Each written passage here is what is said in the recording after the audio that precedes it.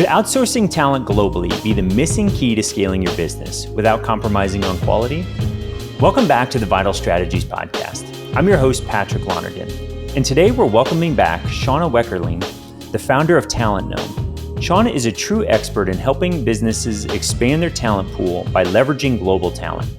And today, she's sharing her latest insights into the world of virtual work and outsourcing. Whether you're new to outsourcing or looking to fine-tune your approach, Shauna's advice on utilizing global talent will expand your thinking about how to build a championship team. Let's dive in. Shauna, thank you for joining us here today. I am super excited about this conversation. We're going to be talking about hiring offshore. And so I'm excited. You're here, the founder of Talent Gnome, which is very cool. And I'm really interested in I have so many questions about how to hire. It seems like it's a black box to me. Like I have friends and clients that are doing this, and it seems somewhat scary to me. Now I rewind 7 years, and I took a scary step, and we hired our first virtual assistant. You know, when technology was just coming around to make that super easy with things like DocuSign and whatnot. And so I think. This is sort of the next evolution of that in my mind. It's like, let's find the best talent. I remember reading a book by Thomas Friedman called The World is Flat a number of years ago. And he talked about how like global crossing, putting all this like high-speed fiber across the ocean was going to sort of democratize talent. You know, there's some super sharp people in India and, you know, all across Asia that, you know, we now have access to for very low cost because the internet's connected us all. So thank you for joining us here today. Thank you so much for having me. This has to be one of my favorite subjects because it is so valuable. And I love the fact that you're bringing up, 7 years ago, it was kind of unheard of. There's been a lot of progress in the past little bit of time. So COVID, of course, put a huge push on the progress from that because so many businesses were used to being the brick and mortar and were forced to go digital in so many ways. So it's really kind of coming to the forefront now. So I love it. Wonderful. All right. So I'm just, if it's okay, I'm just going to start asking some questions that I have, and then we'll get to the bottom of some of these things. So the first thing I think about when we are talking about hiring somebody overseas is like, what are we going to do about the communication, like the language barrier? Like oftentimes that seems like it's an issue. Now I've done a fair amount of traveling, and I'm generally surprised by the number of people that speak English all over the world, which is awfully nice. But how about the communication barrier? How do we overcome that? Absolutely. So the one thing that I love about the internet is that it can translate for you. Okay. Now, I do think that there's a big question here as to, if I back up just a step, what is it that you really want to hire for? Okay. So if we take, for example, customer service, you really don't want to have a customer service rep picking up the phone who's in a different country, who can't speak English. I mean, we've all heard this complaint, right? I can't even understand the person on the phone. You need somebody who's got a very high, if not fluency level of English from that standpoint. But if you're talking about a software programmer, you just need to make sure that the two of you can communicate, right? Like, code is code. If you're writing in Python, Python's Python, right? As long as it's written, you're good. So depending on what job you're looking for and what level of communication you need, that's always kind of the starting point for me. If we're talking about the pure fact of speaking English well, you can actually put that in job ads. And one of the things that I have to say that I love about helping people hire overseas, good or bad, and I hope I'm not bringing up any politics here, but in the States, people get very touchy very quickly. You can't ask me that. You can't require that of me. You can't force me to have XYZ qualifications.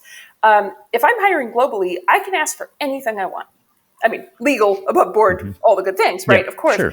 But anything that I'm looking for. So if I need fluency, if I need a PhD, if I need 8 years of experience, whatever it is, I can ask for those things. And because my talent pool has gone from 5 people in my local city in the middle of nowhere out to 5,000 people across the globe, I am much more likely to find what I want, the way I want it, the intonation, pitch, whatever of the speaking skills from that standpoint, written skills.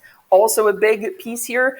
We've had cases, and I'm going to admit that I'm actually a written failure here, okay? So I'm actually originally Canadian, and when I moved from Canada to the States, I used to spell words the Canadian way, which is the British way. Color, theater, all those lovely words. I remember getting negative marks in school because I was misspelling the word, okay? So if you're looking for written, like content writers, you need to make sure, well, is this British English, American English? What kind of slang? What are we looking for? So you've got that side of communication. Go ahead. I don't want, because there's another side to communication here too. So yeah, go ahead. Yeah, no, because I'm almost thinking like, merging a few technologies together, right? Like we're talking about outsourcing, and now I'm also thinking about Chat GPT or AI in general. And it's like if somebody writes in British English, convert to American. Chat can convert it for me or convert it for them in seconds, right? And have and even I've found I'll upload the transcripts from our podcast, and so it knows my voice. And so we can take content somebody else writes and then have it talk in my voice, quote unquote. And I love that. So I could see some of these tools coming together in a pretty fantastic way. And so, I think you just, sorry. Not at all. I think you just hit on the second piece of it, which is there's the human level. What does the specific person already have? What do I need them to have? There's also the technology level. Because often when people ask me about communication, the deeper concern is, listen, how do I get across my point? How do I make sure that the project I give them, what I'm saying that I want, is understood, and that the work, the feedback loop? How do I know that what I've said is what they actually understood is the work that I'm going to get back? And so you will lose stuff in translation that way, right? Just pure and simple. Google's translating words, not intention, right? And so you, as the person hiring, need to get a little more clear on how you're saying things. So it's a learning lesson for you.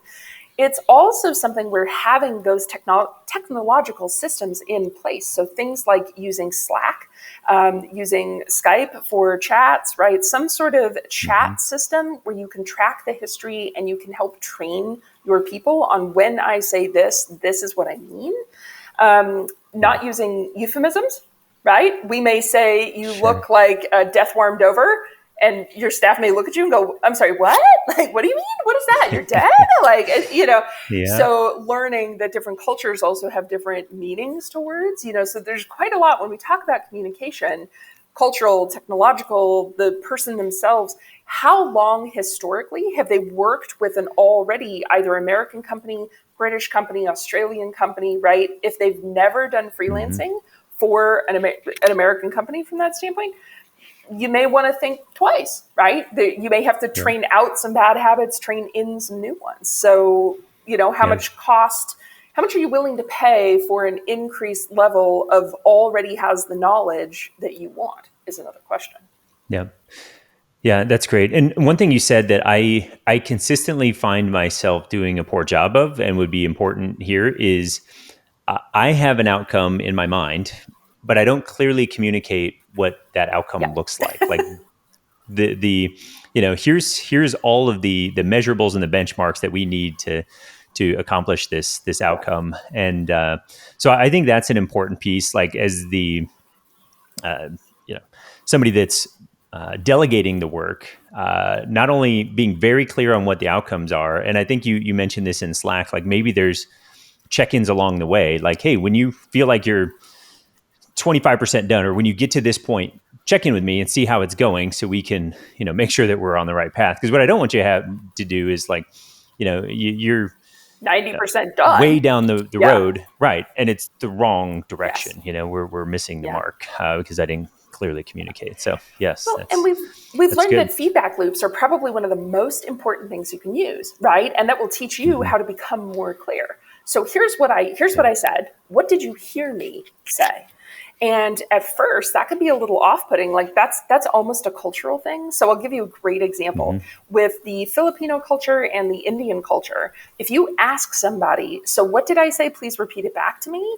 It's almost as if you're calling them stupid. You're not smart enough to understand what I said, so I need you to repeat it back. And so if you don't know some of these cultural bits, you can actually find yourself, you thought you had a staff and then they quit because they thought you were, right? So getting those kinds of expectations laid out at the very beginning of a relationship with a brand new team member that, hey, I want to make sure we're on the same page. This is how I know how to do it. Is that okay with you? Is that going to cause offense? Is that going to cause any problems? Kind of setting those groundwork expectations for the relationship itself can be super handy.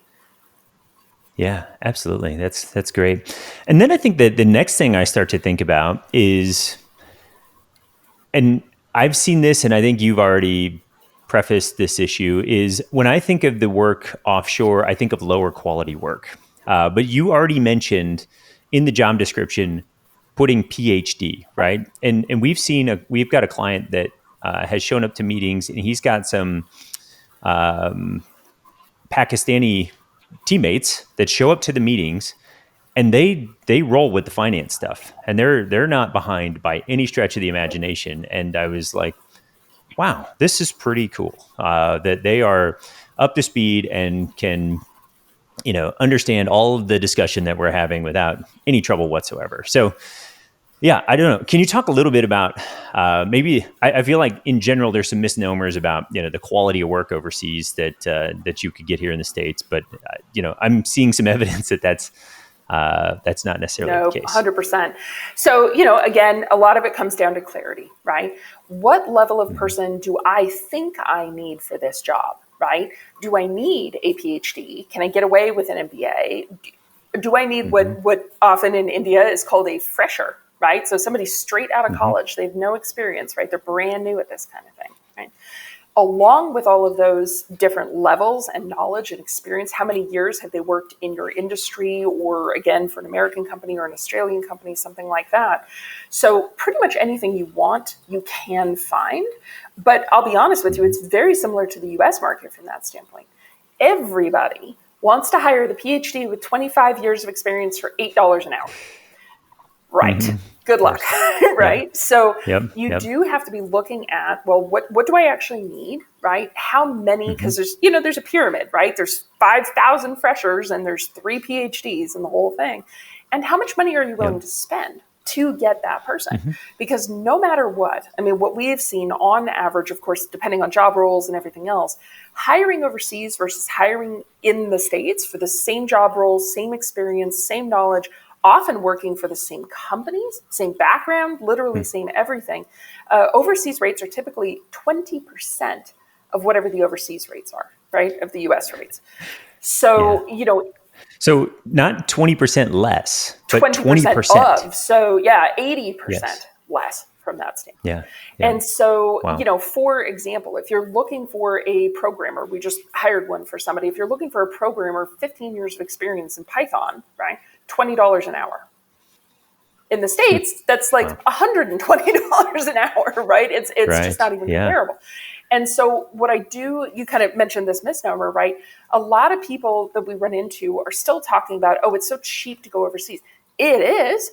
It absolutely is. But not if you're expecting to get that 15-year programmer for $8 an hour, right? That the prices have increased.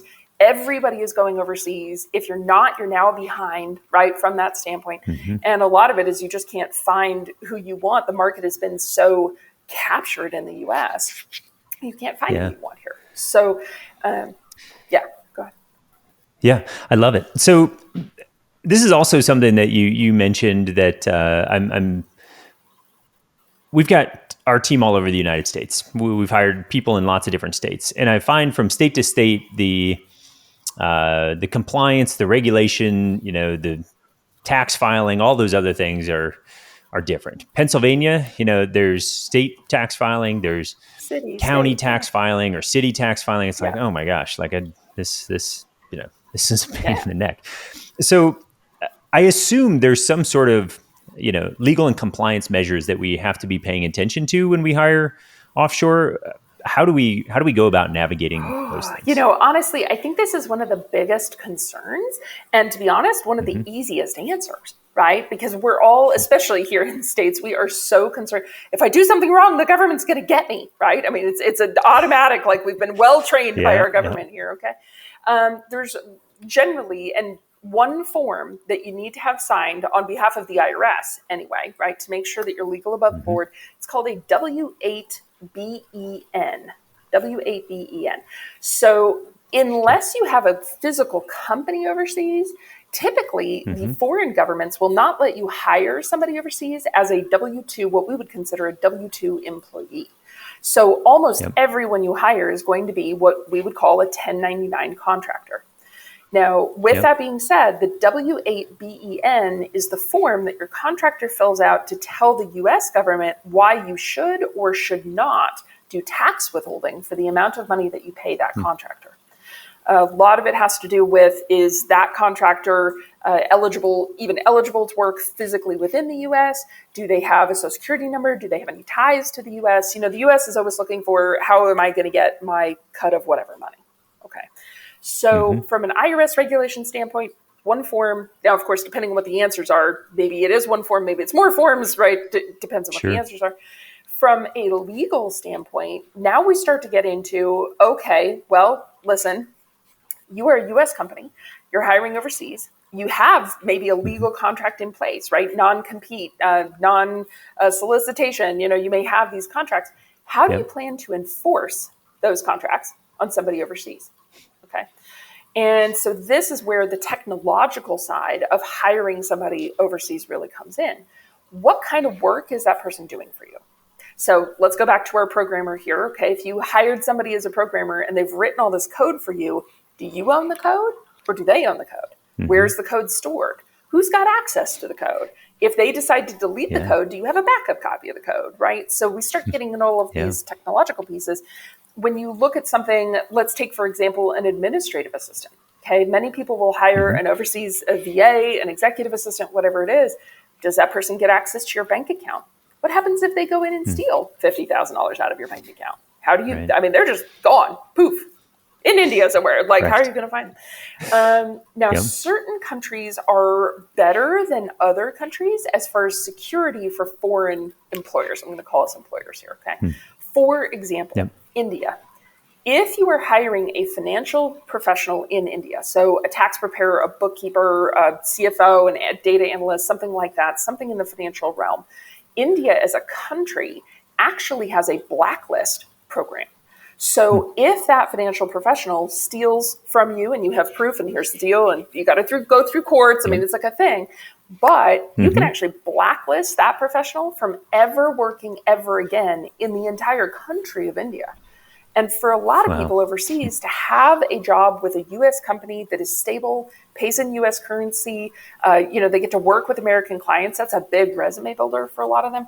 They're not going to mess around with it, right? It's not worth it to them. So looking. Go ahead. Go ahead. I was going to say, I think there's some good controls just in general. Like I've unfortunately seen US or people in finance positions, right, in the US, that have check writing ability, that can move money around. No. I just almost think that you should almost avoid that scenario. You need double checks. You should be on everything. You need double checks. Just because, I mean, we've all had this happen, right? You trust somebody to do a job, they don't do a job.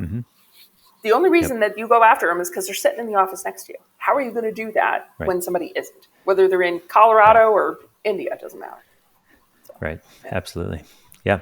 No, that's really good. And I think technology, because I think about a lot of the things you're talking about, and it's like, it almost doesn't matter if my, assistant's in Fresno or Bangladesh. Like at the end of the day, I still have to be able to, if they decide to no longer work with us, shut off their access to everything really quickly. And so, I think there's tools like LastPass and, just having the admin settings for all of those things where you don't give those out, that can be a dangerous situation. But you can, quickly hit a few buttons and they're disconnected from the entire system and don't have access to files and And whatnot. this is So where you want yeah, a those good are, tech person, internal, external, somebody you trust, somebody who's been with you for a while, right, to mm-hmm, help you set these things up. Because you're right, LastPass is great. Okay, mm-hmm, TerraMind is another one that we're seeing really pop up right now. TerraMind can literally track every keystroke. What did you look at? What did you wow. open? What number did you type in? I mean, screenshots of them, screenshots of the computer. So you can even tell. We've had Yep. cases where somebody hired somebody and then come to find out on TerraMind that the brother was actually sitting in front of the computer doing the work, and this guy was over here doing a Mm-hmm. job for somebody else. Like, bad juju, Yeah. So, Yeah. yeah, Yeah. it's, depending on what kind of softwares you're looking at, and again, what level of Yep. security you need. Something I always tend to default to marketing. If I have a video and I want somebody to edit the Mm-hmm. video, you either did or did not edit the video, period. Like, you're not Mm-hmm. getting into my Yep. Facebook account and all my paid ad spend and all the rest of the stuff. Like, no, you're Right. just editing a video. So I do think also looking at the level of security and technology that you need based on the role that you need is a good Mm-hmm. thing. So Yeah. Yeah. That's fantastic. Because the thing that I'm having a little bit of trouble with is I just tend to lend a lot of trust yep. until you give me a reason not to, and then I start dialing it Yes. back in. So I guess my question is, like, we're very results focused, right? Like, I do not really care how you're spending your time. I Get it just done need by the this results day, do produced. the thing. Yeah, of course. Yeah. Right. So it's like, I don't really feel like, watching some, screen capture of you working, to figure out if you're actually Why am working. I doing that? I assume that's worthwhile if all of a sudden we're not getting the results. Now I can go check the tape, for lack of a better term, Exactly. and go, what's happening here? Exactly. Oh, I see that, you've got your 12-year-old little brother, sitting in front of the computer trying to do this work that I need you as a professional to Right. do. So, And yeah. 100%, right? I mean, and how do I want to say it? I don't mean to put off the theory that everyone overseas is going to try to do something bad. I mean, there are Right. bad people Yeah. in the States, there's bad people overseas, there's good people in the States, there's good people overseas, right? And the way you're Mm-hmm. describing it is what 95% of managers do, right? I've given you a Yep. task. Yep. Did you get it done? Did you get it done timely? Is it up to the quality that I want? Yes or no. And if it isn't, then I go check the tapes, right? Then I go see what's Mm-hmm. going on, Yep. and I restrict your work. I stop all work, right? We're done. Mm-hmm. As I said, most people working overseas do not want to lose a job with an American company. America is still Right. absolutely looked at as stable money. You're going to get paid. It's not like you're going to do all this work and not get paid. It's great to have on the resume. So there's a lot of really big positive pros that come out. I think one of the Yeah. biggest things that we hear from candidates right now who are looking to work with American companies, one of the biggest things is they're looking for culture. Good or bad, in a lot of other places, the culture is the boss is always right. And American culture generally is very different. It's more of a let's Yeah. work together, let's figure this out. What are your ideas, your Mm-hmm. opinions? And so we have a lot of overseas candidates that are coming in saying, I want to work for somebody that actually respects my ideas. And I'm hearing that that's Yeah. the American market. So I'd like to work remote for an American company. So, Yeah. I love that because, I only have a limited set of, experiences. And if you've got a different set of experiences, you might have a perspective on this problem we're trying to solve that is better than anything I could come up with. 100%. So Yeah. I love it. So I think there's a couple of questions, like, how often are going back to the call center, right? Where there's a language communication barrier, but I've seen it firsthand where that's not an issue. The Pakistani outsourced staff that has come into the meetings have been Their like, English is often they've better been than great. ours. It's kind of It the is. It is so commentary, good. yes. Yep. Yeah. So I guess how often are we seeing are any, like, let's say there's somebody that's like client Okay. facing or customer facing, how much are we getting any negative feedback from the um the From the I'll say the clients. clients going, hey, what the heck's going on here? I Yeah. I thought I was working with somebody in the States and I'm not, and that's upsetting. frustrating to me. Now, part of me is like, Welcome to the world. Yeah. You're right. Yeah, welcome to the world, and What let's open up our minds a little bit. But yeah, what we tell our clients to do is listen. Nobody likes a surprise. Nobody. Whether it was they thought they were working with you, and now they're working with Sarah out of Colorado, or they're working with Mary out of Mexico. Okay, it doesn't matter. Nobody likes a surprise. Period. So there are some specialties here. I'm going to just make this a note here, depending on the industry you're in. So for example, financial professionals, financial advisors, lawyers, CPAs, a lot of the professions, you actually have to get a signed release to even allow clients' information to go anywhere, offshore, overseas, have anyone look at it, right? So you may have to inform your clients, this is what we're doing and this is what's going on. But for a lot of people, they know. They know that when they call their credit card company, they're not talking to the States. They know that when they're calling their cell phone company, they're not talking to the States, this kind of thing. And so what we found, and we have language that we provide to clients, kind of this help with this transition when you hire your first person, right? That there's client-facing language. There's also team-facing language, right? So because, with the clients, hey, this is what we're doing. We're doing this to manage costs. As you know, and I know, and everybody knows, inflation's going through the roof. So we can charge you more, or we can do this. This is the path we've chosen, right? A lot of people don't seem to have an issue with it. The other piece that is often missed is, how is my team going to react, right? We've had cases where, the team of 10 people, and they're just now starting to get ready to hire their first admin overseas, right? We'll never forget this case. The admin that was physically in the office in the U.S. Oh my God, even my dogs are getting worked up about that, right? The admin that was physically in the office in the U.S. literally told the boss, if you hire somebody overseas, I'm quitting, right? Because there was a big fear of loss of work, of loss of job. She didn't understand that the new person was here to help her, right, to be able to do more. So the internal language with your internal team is actually really important as well. I love that, because we think about everybody on the team has what we'll call 5 levels of tasks they do. Okay, so level 5 only they can do.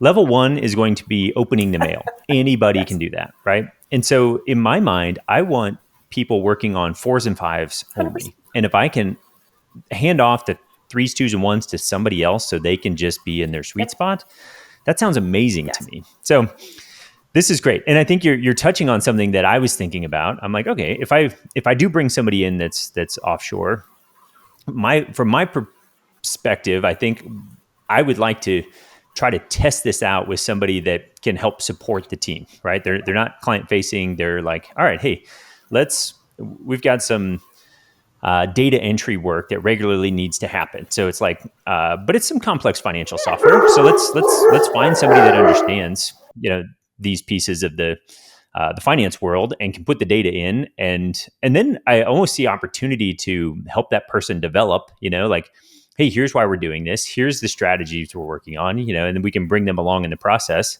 And then all of a sudden there's a scenario where they could be client facing, right? Like, and once we bring them into know meetings. Them, and like, why would we not? You're a part of the team, of course. Yeah, absolutely. So, I think that's great. And then I as I see that working, then it's like, oh, this is easier to bring somebody in at a higher level that, can plug in and just, do the work that we're already doing, or we've got the training systems and processes in place to like bring them in and plug them in and have a mentorship program set up to get them developed. So you nailed the training bit too here. There's 2 pieces, right? Yeah. One of them, listen, when you fall in love with somebody, right? They come into your office, whether they start as the lady getting the coffee, okay, or they're the admin or whatever. At some point, you're in love with them. They're doing an amazing job. They will become office manager. Like, I mean, that's the path of progression. Okay. So that's going to happen. Training is another big piece, right? Good or bad, just like you're training somebody in the US, you have to train, mostly you have to train your overseas people. Okay. And this is where the difference between somebody coming in, there are overseas people that charge $70 an hour. They can walk in and run your business and you're done. Okay. But there's people overseas that come in at $8 an hour. You need to treat them like they're a brand new admin, their first couple of weeks on the job, just like you have to train anybody else. Yep. So having at least a laid out path and a pattern of what do you want them to know and do is a good idea. So.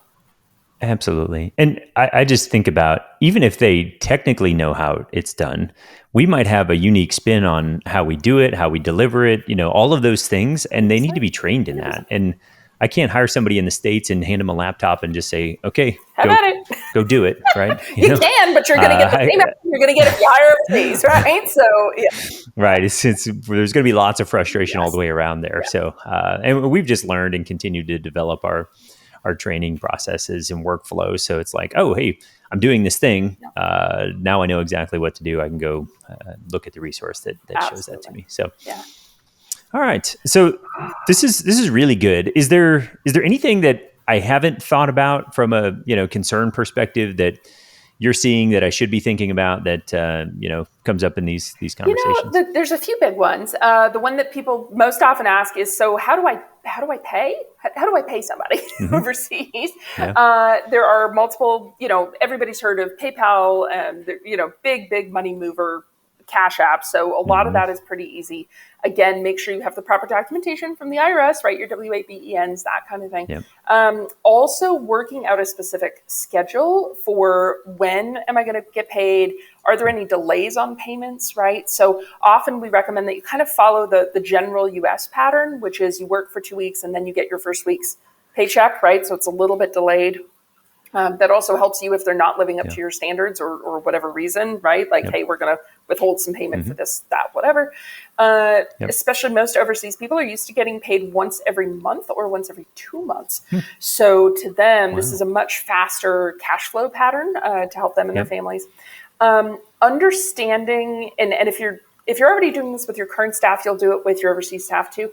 Understanding what drives them. So some people are driven by money. Some people are driven by words of praise. Some people are driven by gifts, right? So really understanding how that person is driven, just like anybody else, is super handy. Yeah.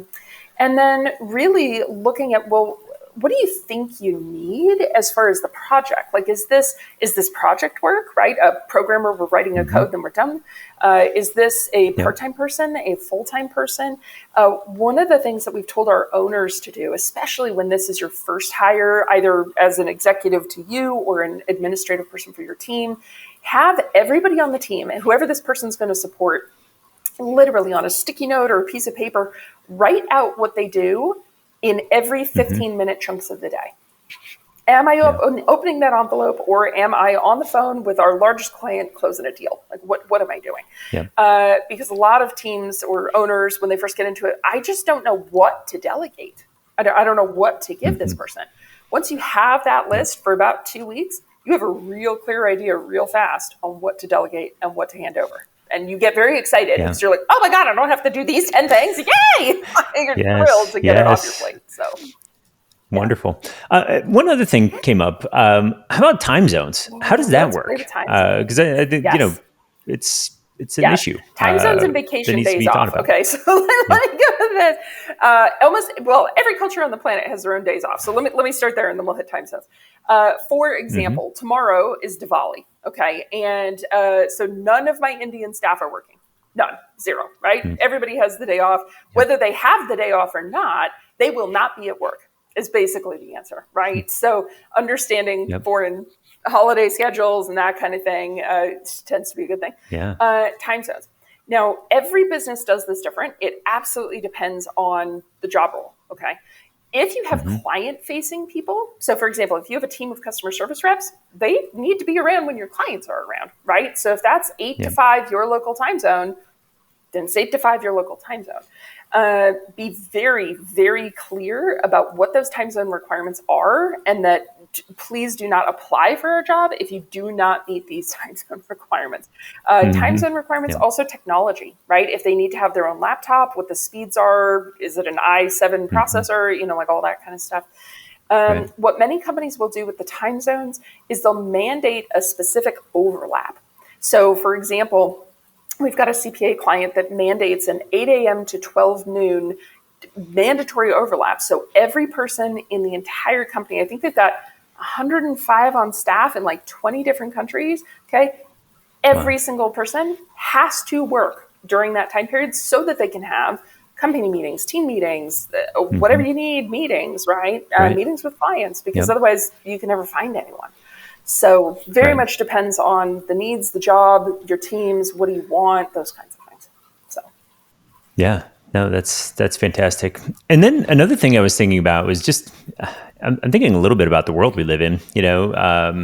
There's conflict going on in the Middle East, in Ukraine. Typhoons in the who knows Philippines. where the next, I mean, you name it. Yeah, yeah. Weather issues. But we've got one of our teammates is in Tampa, and hurricane just went through Tampa. So it's like, well, that's affecting things. Oh, yeah. Is that something I should be thinking about, concerned about, or is it in general not something? I'm not quite sure what to say to that one, because life is going to happen. I mean, as you said, there were typhoons in Philippines, and there's effectively a typhoon in Florida, right? Like, it doesn't matter where you live, something's going to happen, right? You're going to get somebody whose father falls sick and they have to go to the hospital, So in my mind, it's very much like anyone else.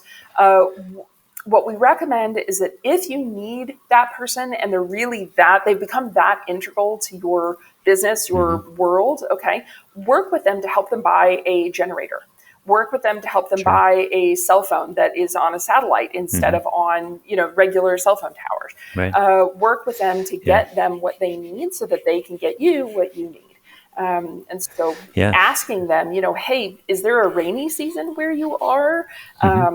We find that most staff, most of the candidates that apply really enjoy the fact that their brand new owner, their brand new management asks them about, what is your life like there? And how can I help you make life easier? That's a big deal there, to actually be cared about as a staff member. So I love it. It just makes me think, like, even here in the U.S., I could send everybody a generator and a Starlink, internet connection, and you're in business wherever you want to go. So, no, that's so good. Okay, so here's where my brain is now. Like, this all sounds amazing. You talked about a job description. Yes. I wouldn't even know where to publish a job description for somebody overseas. I love it. Like, I could probably dig around a little bit on the internet and like find a few places, but like, it still feels Wild West to me. And I'm like, well, how do you know you're even posting on scared. A real platform or not a platform? Are you now part of the underground Ukrainian mafia? Like, what are we doing? We don't know. 100%. Well, and I think this is how, side note, this is how Talent Gnome got created. Okay. So there are absolutely fantastic platforms out there. Okay. One of the ones that we suggest, if you're just trying to kind of test the waters and you're not sure whether you even want to go overseas yet or not, Upwork is probably one of the easiest. Okay. They manage the payments, they manage the taxes, they manage the hours. They manage all the things. Okay. You can see ratings, you can see their portfolio, you can see the candidates. You could talk to them through there, right? So it's very locked down, secure. Now, of course, from that standpoint, you're going to pay a fee for that, right? Okay, because there you go. We find that once people get one or two hires kind of under their belt, they don't really want to pay Upwork fees anymore. Okay, because chunk of change. Okay, so that's when you can either go start trying to recruit for yourself. Okay, LinkedIn has turned into a huge hiring platform from that standpoint, and connected with people all over the globe. There are specific job boards in specific countries. So especially like the Philippines is generally really good for customer service. India, Pakistan, Bangladesh are typically really good for finance, people, programming. So depending, like if you're looking for a specific role, you might go onto some of the job boards specific to any given country, or you hire a recruiting service, right? Who already knows all of it, already knows where to run background checks, credit checks, sends private investigators to their homes to make sure that that is actually their home address with a picture, right, of them putting the key in the door. So there's a lot of options there. And I think a lot of it just really has to depend on how much time do you as the owner have to manage, create, build, do whatever it is that you're doing, right? Wonderful. So let's talk about how Talent Gnome works. So I'm interested in hiring somebody out there in the world, right? Like I come and I say, Shauna, here's the job description, okay? And so now I assume you're going to go, okay, great. We're going to. I feel like there's a few different ways this can Yes. go. So why don't you just tell me how it's going to go instead of me like I guess all love the it. different I ways love it's gonna go? it. might be easier. I mean, unless you want to do a 6-hour podcast, I'd love to watch you guys. That'd be Yeah. great. Yeah. So the step number one here is that in order to hire anybody for you, we need to know who you are, what your business does, what you're looking for. Okay. So yes, we're definitely going to need a job description. Our team will actually go through your job description and say, hey, we need to tweak this, tweak that, move this, add this. We'll give you salary ranges for the job that you're looking for. We have kind of a giant intake form that we will ask you a million questions. How does your team feel about this? Who are they going to be working for? Who's their manager? What kind of clear laid out expectations do you have? You know, all of these things that you've asked me on today's podcast that most business owners haven't thought through yet. They just know they need help, right? Because that's the typical call. I know I need help. I'm slammed. Help me, right? That's kind of the typical call. Right. So we start with the questionnaire, figure out who you are, what you need, where you're going, right? What price range, make sure everybody's happy with that. And there's 4 different kind of levels of searching. Okay. So are we looking for a full-time or part-time person? Are we looking for a project person? Are we looking for an executive, a C-suite? Okay. So most of this podcast, we've been talking about like admin, customer service. Are you looking for a CFO, a COO, a CIO, right? Like, are you looking for C-suite type level people? Or do you already have a larger staff and you need to hire one of our recruiters to help your team go do recruiting for you, right? To kind of tack on the overseas recruiting. Yeah. So depending on which offer you pick, whatever it is that you need for your situation, then we start to look at, okay, let's go find it. So we'll take that job description, start interviewing. Often we're looking to gather at least 20, 30, 40 candidates. You will only see the top 3 to 5, right? So we're looking to get through all of it for you and bring you with our recommendations. We really like Mary because of this, but she's got the negative of no generator. Whatever, right? Right. So, Yep. And that's exactly, because when I think of Upwork, the problem with Upwork is I have to filter everybody. I have to know exactly. Is this good? Is this bad? Who am I looking at? Is this true? Yeah, I don't know. There's so many things I don't know. And it's like, and I'm looking at the range because I spent like 30 seconds on Upwork, as I was thinking through this. And I'm like, these people all look the same, but their hourly rates are so different. And I have no clue. Like, part of me was just a fault to the expensive one because they must be better, right? No. We sort of relate price to. But yes, that's the default. Value. And that's why they price themselves so high. You'd be amazed. You'd be amazed. Yeah. So the thought that I don't have to like filter through that, you can do the 30 people and 3 to 5 come to me and then we make a decision from there. Sounds incredible to me. That sounds like a leveraged use of my time, which is what I'm always trying to do. And that's what we try to do, right? You're a busy man running a business, okay? We don't want you spending hours and hours and hours flipping through trying to figure out is $50, $62, I don't even know what's reasonable, right? So yeah, when we try to bring you 3 to 5, right? You get to interview them. You get to look at their resumes. We'll do testing, right? So, for example, MBTI testing. We'll do personality testing. We'll do background credit. Anything you need for any specific job, we will do all that. Yeah, and then you just get your candidate. And I think one of the big questions we get here is, well, what if I pick a candidate and then 3 months go by and like, something went wrong. We offer a 1 candidate replacement, right? So, because we are also looking to find the right match for you, right? We want to make you happy. Right. So, yeah. That's incredible. Because you know how many replacements I get when I go hire them? 0. And it's hard, it's hard. So that's so good. Thinking about a few things, like, how about the payment piece? So am I sending money directly to their PayPal, bank account? So, yeah, how does very that work? dependent on the country. So I'll say this right up front. Okay, so if you're hiring in Africa, they have one system. If you're hiring in the Asian continents, it's a different system, right? So very dependent on which country you're in. But the general pattern is, right, you and that person, they're going to give you their banking, either PayPal, money transfer, Cash App, like whatever the system is going to be. You're moving money. Okay. And that's where everybody always kind of freaks out, like, I'm moving money overseas. Is this a problem? Nope, you're just paying a guy. So Sure. so it's not as hard as it comes out to sound. You just have to know which payment systems and which ones are legal and above board. We had a client try to pay somebody through an don't do that. Please ask Talent Gnome. Okay, we'd be happy to tell you which ones not to use. Okay. Sure. But yeah. So good. And is there any like tax withholding requirements, or is that completely on the person all that you're hiring? dependent on that W-8-BEN. Okay, so let me give you an example. All right, if you have somebody, so the United States taxes anyone who either has a physical presence in the United States or they are somehow tied to the United States. So they have a child that has a U.S. citizenship. They are married to somebody with a U.S. citizenship. They themselves have a U.S. green card, visa, something like that. Okay. The W-8-BEN, the way they complete that form tells you whether you're supposed to do withholding, not do withholding, what's supposed to happen. For most of the people, I'd say 92, almost 95% of people, you're not going to have any issues with the W-8-BEN. Like they don't have any ties to the U.S. They've been in Bangladesh all their lives, right? And there's no ties and no whatever, which means you send the money. It is their job to pay their taxes with their government.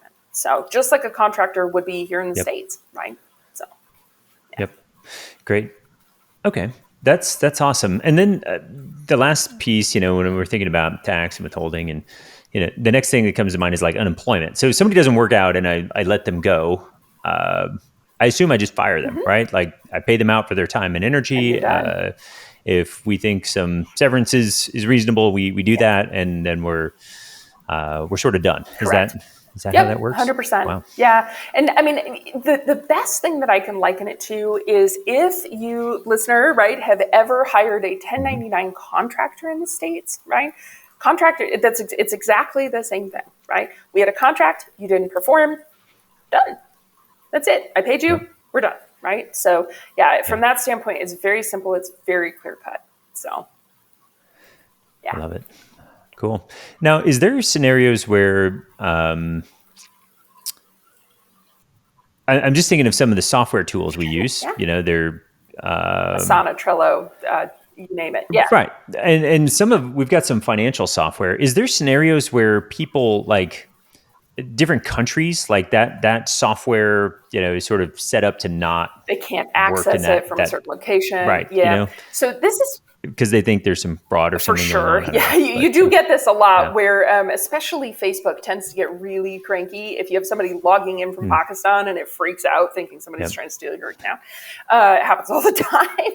So what we recommend in cases like that is to actually set up a VPN, a virtual private network, and have the contractor log in from their machine to your VPN and then the VPN into whatever it is that they need to access. So there's often 90 ways around any of that.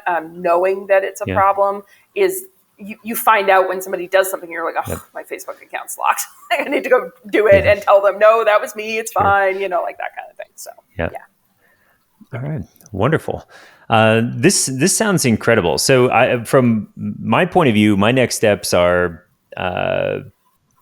where's the best place to go to get connected to Talent Gnome? Is it talentgnome.com? Talentgnome.com. Super easy to find us. You can book an appointment with our recruiters actually directly on the website. They'll have a chat with you. What do you need? What are you looking for? That kind of thing.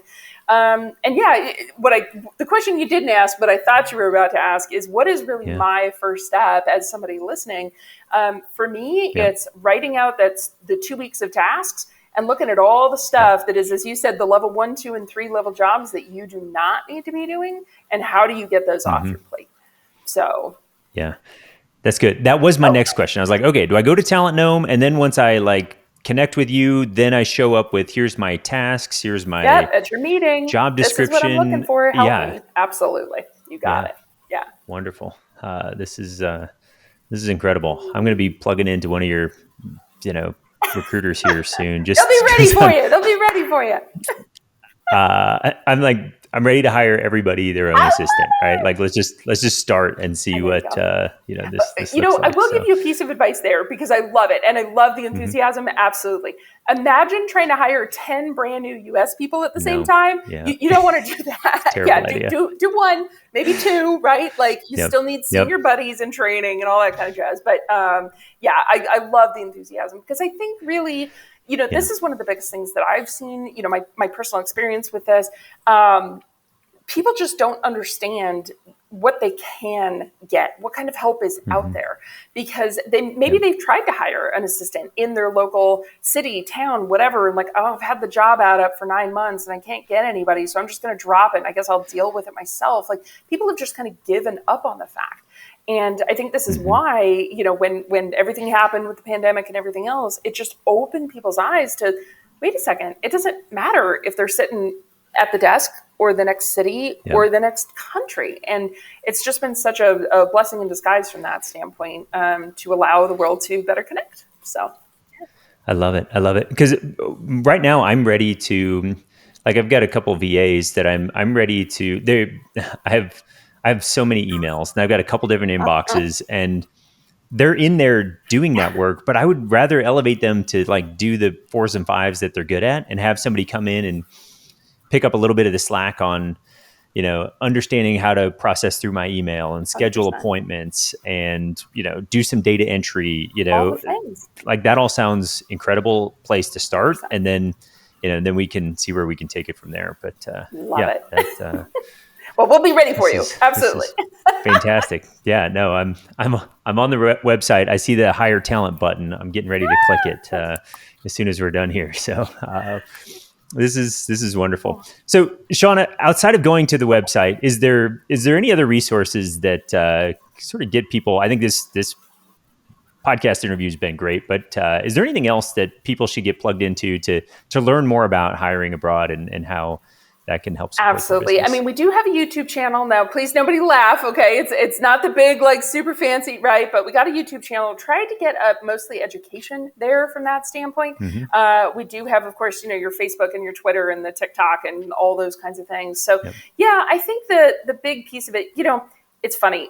The instant answer that comes into mind, and it has nothing to do with Talent Gnome, read Tim Mm-hmm. Ferriss's 4 Hour Work Week. And if you are Yeah. not Yep. implementing every piece of that book, including the footnotes, this is your chance to Yep. go do that. So, Yeah. I remember reading that book 20 years ago, and he talked about this, how you 100%. could go get help overseas, have products produced overseas. Oh, yeah. And it was like, this is I mind mean, blowing. the Yeah. big firms, and I think that's what a lot of people just don't understand. This isn't new. Okay. Mm-hmm. I had mentioned that CPA client. Okay. The CPA industry has been hiring overseas for the past 50 years, 50. Yeah. Okay. Very long time. So, yeah, you name it, the big industries. I mean, we all know that's the person picking up when you call AT&T, right? Yeah. So, yeah. Yeah. And I think you're absolutely hitting on, like, I've got CPA friends that are so old school. They're like, I need to hire somebody in my town Yes. so they can come into the office And grind I'm away like, every day. No, you don't. help me understand that. I don't get it, and they can't hire. They've been trying for years Yep. and have zero luck attracting talent, especially where I live in Iowa, right? Like who wants to move to Iowa? Sorry. Nobody. And even some of the talent they're hiring, they get into the rhythm of the CPA Yeah. work, right? Like we have these Oh, peaks yeah. and valleys. Crazy. Yeah. And some of them hate it. They're like, no, I'm not doing this for another season. I'm out. Some Yeah. love it, but Yep. it's like It's the rare crazies that love the seasonality of it. Yeah. yes. Yeah. And Why they don't go, offshore and find this talent to, bridge the gap, and they'll find out like, wow, I pay less, I get high quality work. I could have been doing this for 20 years. Yeah, exactly. Yep, Exactly. and it would have saved me lots of Yeah. hassle. So Well, you can lead All the right. horse to water is kind of the commentary. Yeah. So, yeah. fantastic, Shauna. This is amazing. Is there anything else that we should be thinking about, talking about when it comes to Talent Gnome and hiring abroad? Steal from Nike. Just do it. Try one. Yeah, I love it. So, I think there's something to that. I had a mentor of mine once tell me, like, your business will grow at the rate in which you make decisions. And they don't say right decisions. They just say decisions, right? And it's like, I'm so happy that years ago I hired a VA. It's reshaped our entire business. And now I'm like, okay, this is the next logical step. Let's go find some, as you said, 10 some more talent that can help support our folks. So absolutely. yeah, this is wonderful. Well, Shauna, thank you so much for this. I appreciate all of your wisdom and insight. talentgnome.com. We'll have all of that in the show notes. And this has been absolutely Thank wonderful. you so much for having me. I'm thrilled to share with the world the knowledge and opportunity for everyone. So thank you. As we're getting our year-end tax strategies implemented for our clients, we wanted to give you the tools that you need to save big money on tax this year. To get access to the tools that will help you to create a tax strategy that will save you thousands of dollars in income tax, go to vitalstrategies.com/cornerstones. The group that we've created is filling up, so if you want access to these free resources that people have paid tens of thousands of dollars for us to implement, go to vitalstrategies.com/cornerstones.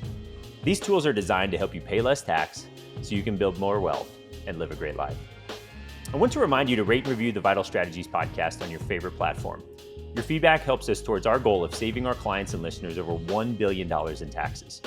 These dollars are better used in your hands versus the government bureaucracy. Thank you for listening and for being a vital entrepreneur. You're vital because you're the backbone of our economy, creating opportunities for your employees and driving growth. You're vital to your family, fostering abundance not only financially, but in all aspects of life that matter. Finally, you're vital to me because you strive to build wealth and make an impact for your business and live a great life.